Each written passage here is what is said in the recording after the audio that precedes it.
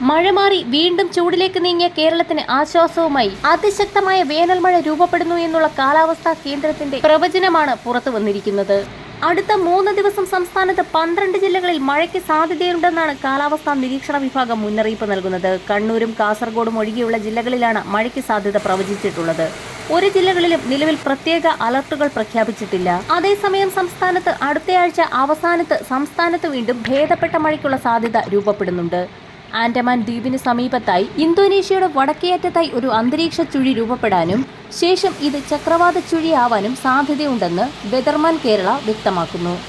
System Sri Lanka വഴി തമിഴ്നാട് ലക്ഷ്യമാക്കി നീങ്ങിയേക്കാമെന്നും ഇതോടെ കേരളത്തിൽ കാര്യമായ മഴ അടുത്ത ദിവസങ്ങളിലായി ലഭിച്ചു തുടങ്ങും.